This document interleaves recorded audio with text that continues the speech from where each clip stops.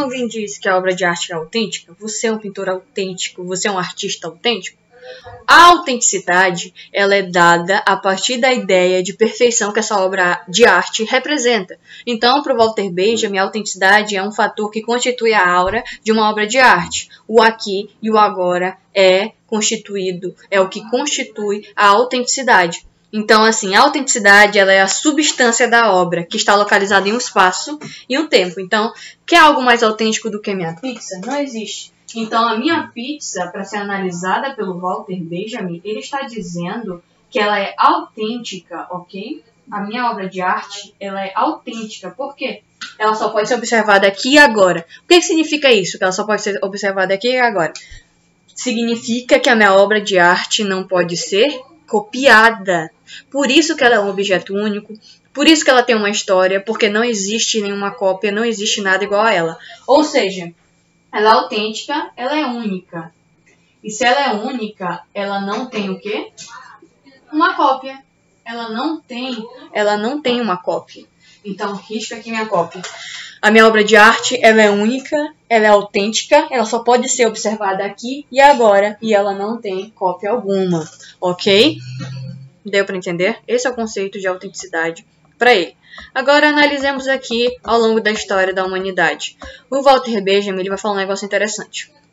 Ele vai falar que a obra de arte ela sempre foi passível de reprodução, de cópia. Não significa que essa cópia ela tenha feito com que se tenha perdido a sua aura. Então imagina o que ele fala aqui. Ele fala que essa é uma estátua antiga de Vênus, ok? Essa estátua antiga atualmente está localizada no Louvre, ok? E aqui é uma imagem do nascimento de Vênus por Sandro Botticelli, que é um pintor renascentista. Essas duas obras elas se situam em um contexto diferente. Para os gregos, Vênus ou Afrodite, ela era considerada uma deusa. Pra gente não. Pra gente é uma incrível obra de arte que podemos observá-la. Para eles, a Afrodite, a imagem da Afrodite, por exemplo, ela era singular. Era só aqui, lá e naquele momento que eles poderiam observá-la. Ou seja, ela era extremamente autêntica. Só que com o passar do tempo, isso foi mudando, ok? Então imagine, mesmo que ela tenha sido reproduzida lá no passado, essa obra de arte, ela ainda tinha aura, ok? Ela não era reproduzida com a finalidade de vender. Olha aqui. Outro exemplo de obra de arte. Essa daqui é a do deus Horus, ok? Em um templo. O Horus é um deus egípcio. E essas imagens de Horus têm o seu contexto tradicional. Representavam algo para os egípcios, ok? Representavam o Deus, a representação viva de Deus na Terra. Era único. Existiu o quê? Uma sacralização dessa obra de arte. Sabe quando você vai na igreja e tem uma imagem de Jesus na cruz, ou tem uma imagem de Maria, Mãe de Deus, ou tem uma... Quando você vai na Basílica do Santuário de Nazaré e tem uma imagem de Nossa Senhora de Nazaré, aquilo é o seu momento único com aquela obra de arte. Você não pode levá-la para casa, ok?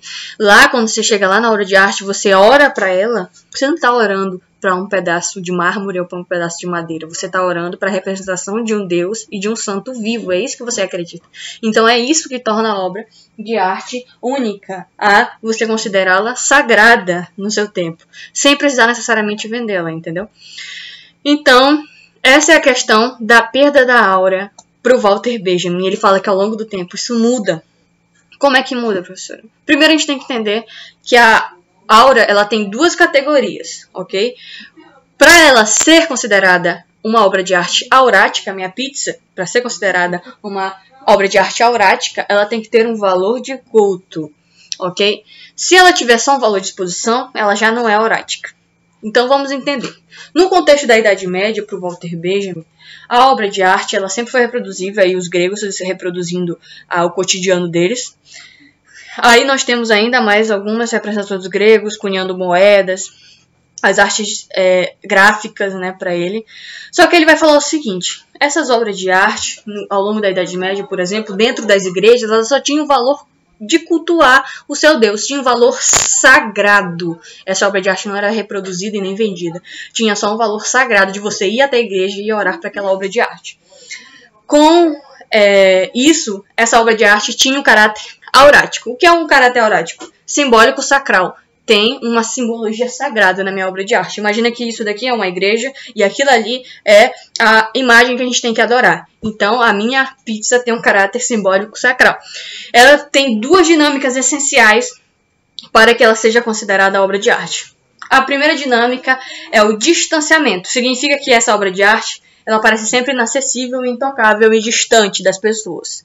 Você não pode tocar as imagens sagradas, você não pode... Você tá ali vendo ela, só que você não pode tocá-la e levá-la para casa. Você só pode acessar ela naquele momento. E mesmo assim ela é acessível, inacessível. Então, assim, a perfeição dela depende da tua distância dela. Então, vocês estão distantes da minha pizza, porque para ela ter aura, vocês não podem se aproximar muito. Além disso, ela tem que ser única. É esse item B, que significa unicidade. Significa que ela parece inteira. Ela é coesa, ela é íntegra aos olhos de vocês. Então, ela é íntegra, não tem partes, ela não é repartida. Se a minha obra de arte for repartida em várias, por exemplo, né, minha pizza for repartida em várias, ela perde sua unicidade e perde sua aura. Enquanto ela está aqui junta e unida, a minha obra de arte, ela tem aura. Então, o valor de culto depende do distanciamento e da unicidade. E como é que se perde isso, professora? É muito interessante, vamos ver aqui.